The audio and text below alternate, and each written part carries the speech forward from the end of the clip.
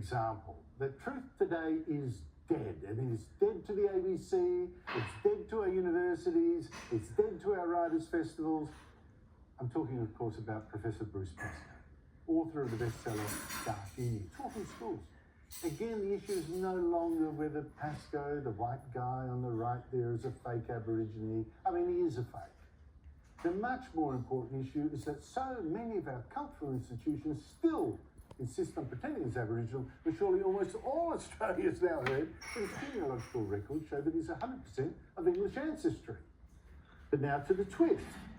It turns out that Bruce Pascoe doesn't just falsely claim his ancestry, he's falsely claimed a lot of his former mates are Aboriginal too, and it's now been caught out.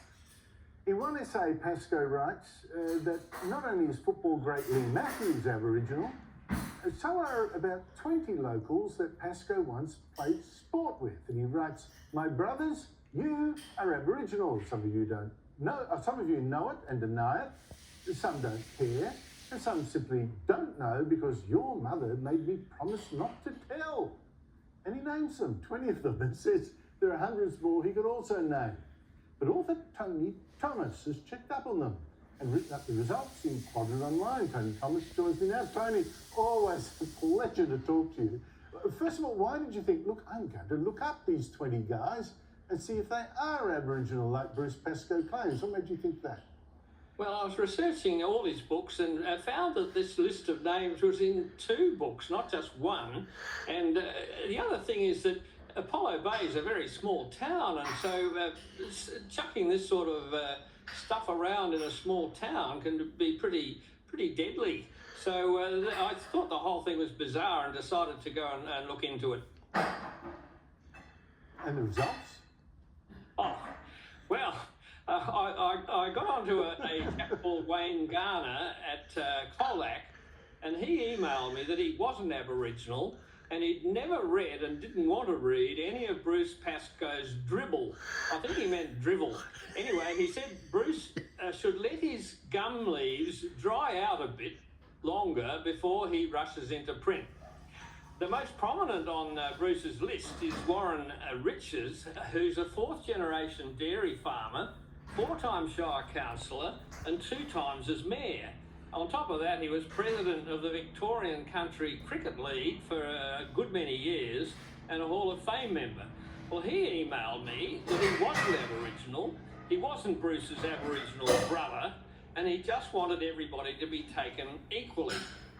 The saddest name on the list was Jerry Menke of Malakuta. Jerry was supposed by Bruce to be Aboriginal, but he was born in Hilversum, near Amsterdam. Andrew, I believe you've got some Dutch antecedents there, and he didn't get to Australia till he was 11 years old in 1953, so he's certainly a strange sort of Aborigine. But the sad part is that he married a young New Zealand woman called Mary, and they were on the MH17 airliner that was shot down by the Russians over Ukraine.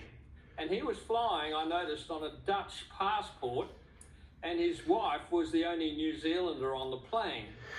So his family thought that there might be a case of mistaken identity, but there aren't any other Jerry Menkes around, and I've discovered that both Jerry and Bruce both used to play soccer. I don't know together, but they both used to play soccer at Malakuta. There was also a concreter who'd been killed in 2016 by his runaway truck. I tracked down his family from all over, and he wasn't in any way Aboriginal.